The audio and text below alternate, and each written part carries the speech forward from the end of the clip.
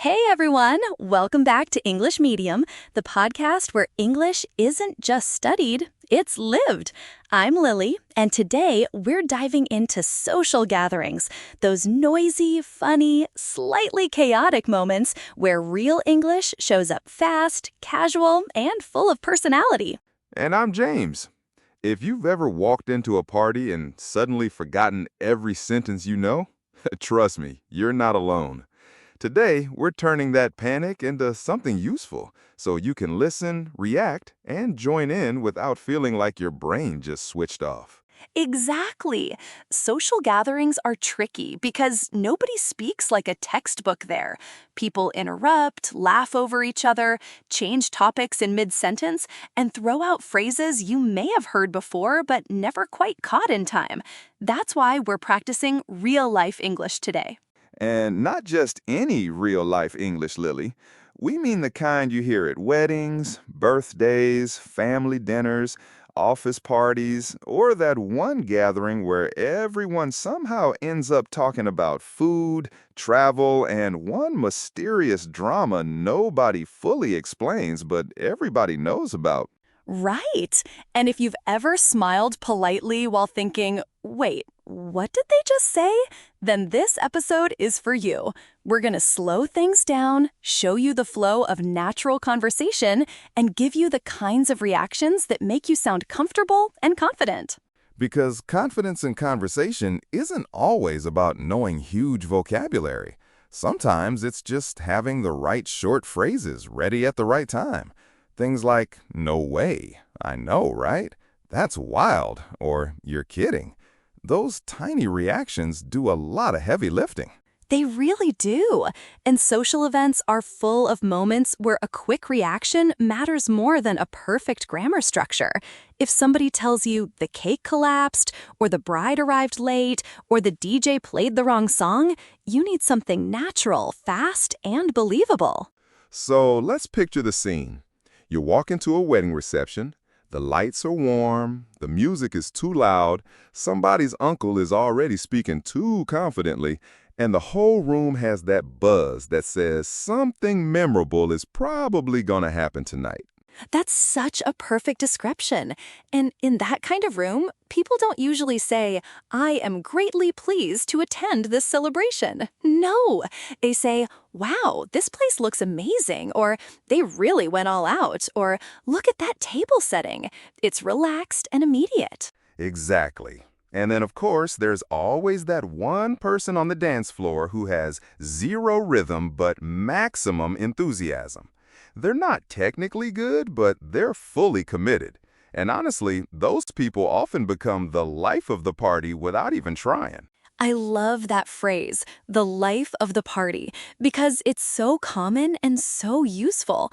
It means the person who brings energy, excitement, and fun to the event. They may not be doing anything fancy, but everyone notices them because they make the room feel alive. And sometimes that person is the same one telling stories at the snack table, making everyone laugh, and somehow getting the whole group to move from one conversation to another. That kind of social energy is a huge part of gatherings, and it comes with lots of useful language.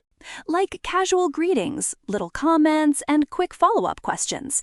For example, how do you know the bride? Have you tried the food? Did you see the decorations? Those questions keep the conversation moving and help you sound interested even if you're a little nervous. And if you're nervous, that's fine. You do not have to dominate the conversation. In fact, sometimes the best move is to listen, smile, and jump in with a simple response at the right moment. Real conversation is often more about timing than perfection. Let's do a natural conversation now. Imagine we're both at a wedding, standing near the drinks table, trying not to spill anything and noticing everything at once. I'll start us off, and we'll show how people really talk in these settings. Perfect. And while we do it, pay attention to the little pauses, the reactions, the unfinished thoughts, and the quick back and forth. That's the rhythm you hear in real life. It's messy, but that messiness is exactly what makes it sound natural. Wow, this place looks incredible. I know, right? They really went all out. And look at the flowers. I mean, somebody clearly spent a fortune on this setup. For sure. Even the lighting feels fancy. Wait, did you see the bride earlier? Yes, she looked absolutely stunning, like genuinely stunning. It was one of those moments where everyone goes quiet for a second because the whole room just kind of stops. Exactly, like something out of a movie. But listen, I heard something crazy before the ceremony. Oh, okay, now you have my attention. What happened? Oh, okay. Now you have my attention. I'm not even joking. No way! You're kidding! I wish I was. There was a search everywhere. People checking bags, pockets, tables, even under chairs. That sounds like a nightmare. Everyone must have been panicking. Yeah, total panic. And then it turned out the rings were in a kid's basket the whole time. That is so funny. Now that it's over. At the time, though, terrifying. Exactly. Funny now, not funny then. The sister nearly collapsed when they found him. I can imagine. Honestly, those little disaster stories are the exact kind of thing people talk about at social events. They're dramatic, but they also give everyone a shared moment. And they're great for learners because they're full of useful reactions. You heard phrases like, "No way," "You're kidding?" That's a nightmare, and I can imagine the panic. Those are natural, everyday responses. Let's pause and break that down. Notice how none of those lines sound overly formal. Nobody said, "I am surprised by this unfortunate development." They just reacted, honestly, quickly, and in a way that fits the mood of the conversation. And that's a major lesson. In social English, short phrases can be powerful. "No way" shows surprise. "I know, right?" shows agreement. That's a nightmare. If you can use those smoothly, you already sound much more comfortable. Absolutely. Now let's move to another part of the gathering, the dance floor. Because if the wedding has music, somebody is going to test the limits of public confidence. And let's be honest, that's usually one of the best parts of the night. So, have you seen the dance floor yet? Oh, yes, and I cannot unsee it. Let me guess. Someone is dancing like nobody's watching. Worse, someone is dancing like everybody's watching. That's dangerous. That's the kind of confidence that should come with warning labels. There's this guy, I don't know his name, but he's fully performing. Spins, jumps, dramatic hand movements, the whole package. That sounds less like dancing and more like a live show. Exactly. It's like he heard the music and thought, this is my moment. And honestly, fair enough. The room needs that energy. He might not be the best dancer, but he's definitely memorable. And memorable is important in social English because so many stories revolve around the people who stand out for one reason or another. That's a great point. Social gatherings are full of labels people casually use. The life of the party, the quiet one, the overexcited cousin, the friend who always arrives late. These little descriptions are part of how people talk. And they're useful because they're efficient. If I say, "He's the life of the party," everyone instantly understands I mean he's energetic and fun. No need for a long explanation unless somebody asks for one. Let's highlight that phrase clearly for learners. Life of the party means someone who brings energy, excitement, and fun to the event. Not necessarily polished, not necessarily perfect, but definitely unforgettable in a good way. And you'll hear it everywhere. Maybe at a birthday, maybe at a family reunion, maybe at a team dinner. It's one of those phrases that shows up in both casual chat and storytelling, so it's worth keeping in your pocket. Now, while everyone's dancing and talking, there's another essential topic that always appears at social gatherings: food. Because let's be honest, half the conversation at any event is about what people ate, what they missed, and what they plan to eat again. That is painfully true. Food is basically a second language at these events. The moment the dessert table appears, people suddenly become critics, reviewers, and enthusiastic repeat customers all at once. All right, serious question. Did you try the desserts? Of course I did. That's not even a question. I went straight for the good stuff. And? They were unbelievable. I mean, genuinely unbelievable. Whoever made them completely outdid themselves. That's a strong statement, and I respect it. You don't say that lightly unless the food really earned it. Exactly. Outdid themselves is such a good phrase. It means someone did better than expected, maybe even better than usual. So if the cake, the cookies, or the whole spread was amazing, that's a perfect way to say it. And it sounds natural in both casual and semi-formal conversation. The cookies or the whole spread was amazing. That's a perfect way to say it. And it sounds natural in both casual and semi-formal conversation. You could say it about food, decorations, music, or even the event itself. They really outdid themselves. Works in so many situations. I went back for seconds, and I'm not even sorry. That's the honesty people appreciate at gatherings. No pretending. Just good food recognition and full commitment to the dessert table.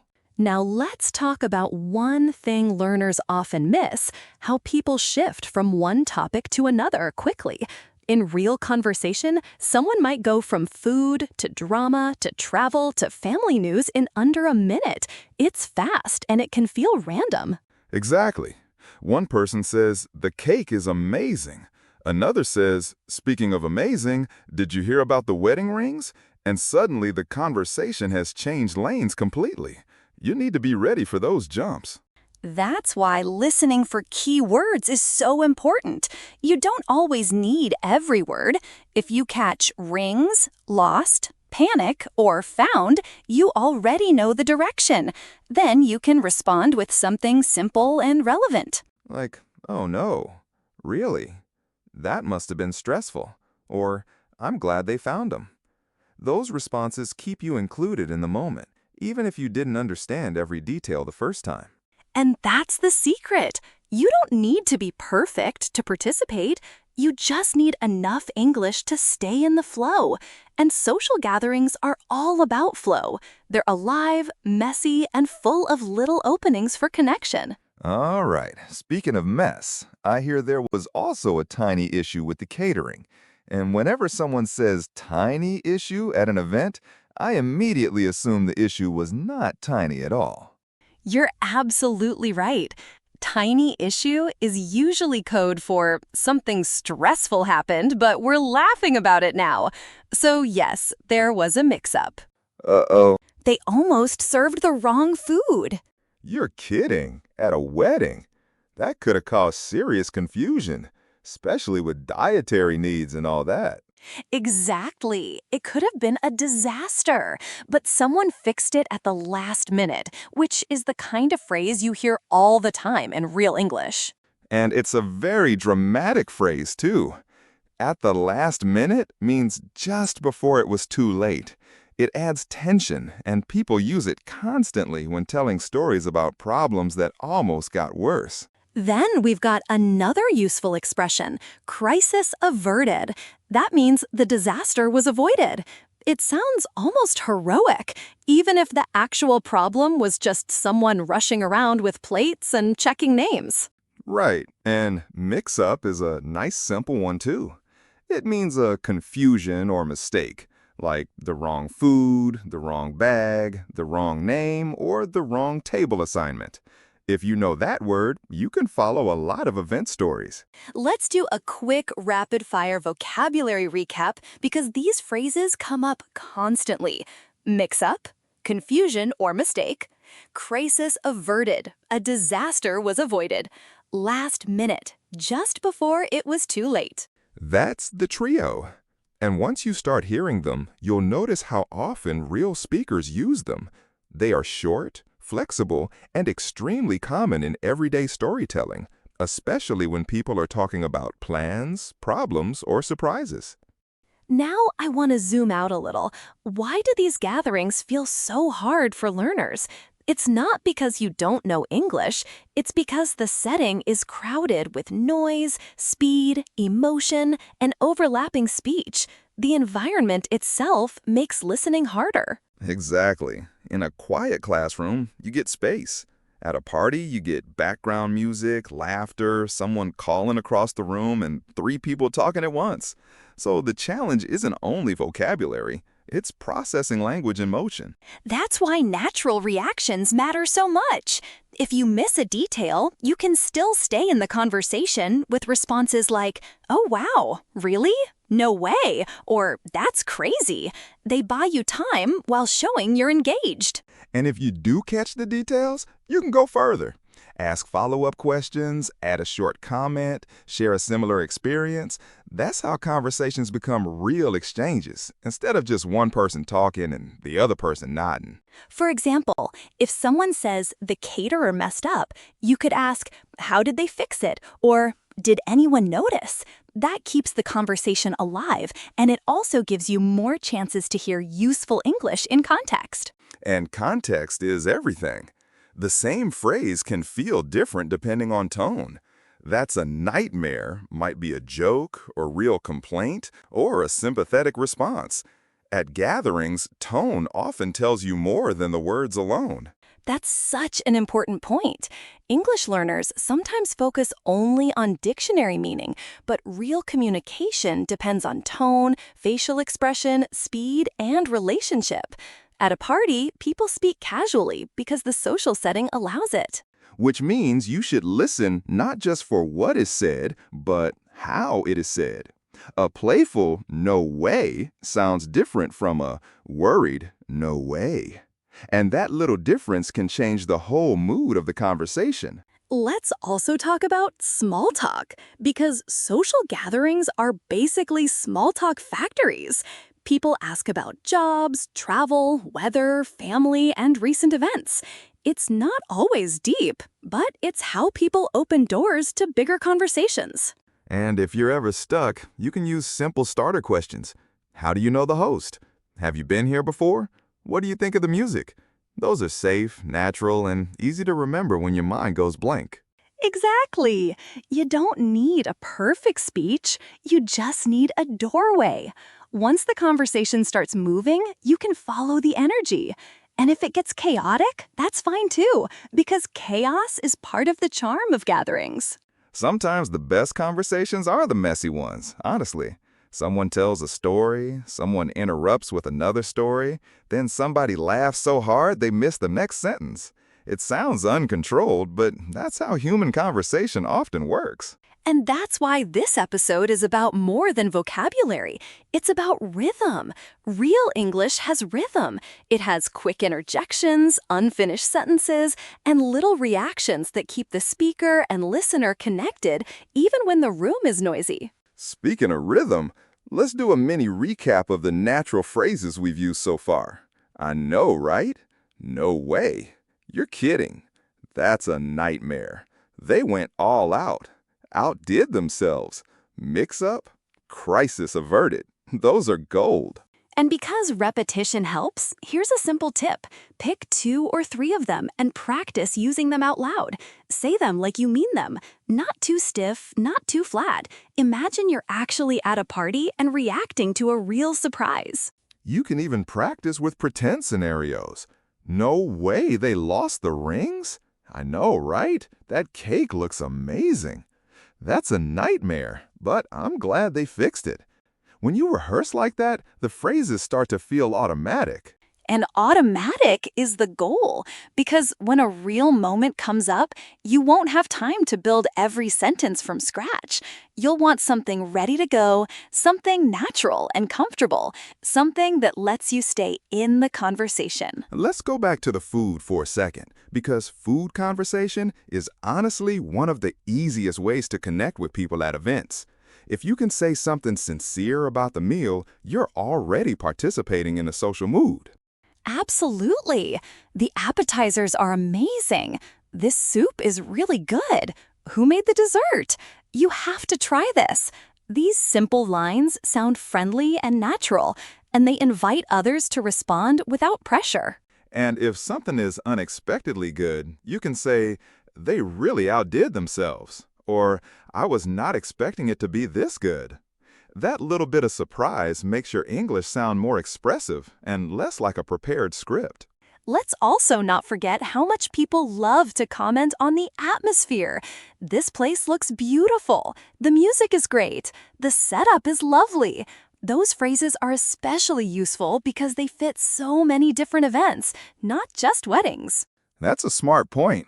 Birthdays, graduations, family reunions, office celebrations, holiday dinners, you name it. The same conversational tools work across all of them. Once you learn a few patterns, you can adapt them to almost any situation. And adaptation is what fluent conversation often looks like. You're not memorizing a fixed line. You're taking a phrase and shaping it to the moment. That's how learners begin sounding more natural and less like they're reading from a page. Exactly. Maybe you don't know every word, but you know the pattern. You hear a story, you react, you ask a follow-up, you add a comment. That's the whole dance of conversation, and it becomes easier the more you hear it in context. Now, because we love a little drama, let's revisit one more event story. Imagine someone brings the wrong tray to the wrong table, and suddenly there's confusion, people pointing, someone whispering, and one poor person trying to fix everything without making it worse. That's the kind of moment where people start using all the good phrases at once. Oh no, what happened? That's a mix-up. Can we fix this? Crisis averted, hopefully. Real gatherings are packed with those little bursts of urgency. And again, the beauty is that you don't need a long speech to be part of it. Even a short reaction helps. A quick, uh-oh, or seriously, can show you're paying attention and keep the conversation moving naturally. That's why speaking naturally matters. If you speak too formally in a casual setting, you can sound a little distant. But if you use the right everyday phrases, you fit into the rhythm of the group much more easily. We should also mention pronunciation and stress. Short reactions often carry a lot of emotion in just a few words. No way can sound excited, shocked, doubtful, or amused depending on how you say it. So voice and tone matter a lot. Yes, and that's actually fun to practice. Say, I know, right? With sympathy. Then with disbelief. Same words, different mood. That kind of practice helps you hear how flexible everyday English can be. Flexibility is really the theme of the episode. Social English is flexible. It bends with the room, the people, the noise, and the mood. The more you listen to it, the less scary it becomes, because you start recognizing the patterns under the chaos. And once you notice the patterns, you can enter a conversation much more confidently. You won't need every sentence to be perfect. You'll just need enough to jump in, respond, and keep the connection alive. So if you remember nothing else from today, remember this. Gatherings are not tests. They're opportunities. They're places where English is alive, not locked in a book. And that means you can learn from every joke, every reaction, and every tiny drama. Exactly. Listen for natural phrases. Notice how people react. Pay attention to the tone, not just the words. And don't be afraid to use simple responses, because simple is often what sounds the most natural when people are talking fast. And if you hear a phrase you like, repeat it. Try it in your own voice. Use it the next time someone tells you a funny story, describes a party, or complains about a last-minute change. That's how English starts feeling like yours. We're almost at the end. But before we go, let's do a quick final recap of the key expressions from today. I know, right? No way. Life of the party. Outdid themselves. Mix-up. Crisis averted. At the last minute. Those are all worth keeping. And the bigger lesson is this. Real conversation is often fast and a little messy. That's normal. You do not need perfect English to belong in the room. You just need the courage to listen, react, and join in where you can. So next time you're at a party, a wedding, or a family event, Remember to breathe, smile, and use what you know. A short phrase at the right moment can do more than a perfect sentence that never comes out. And that's it for today's episode. Thanks for hanging out with us, and remember, where there are people, there are stories. And where there are stories, there's English to learn. See you in the next episode, and until then, keep listening, keep noticing, and keep practicing. Bye, everyone.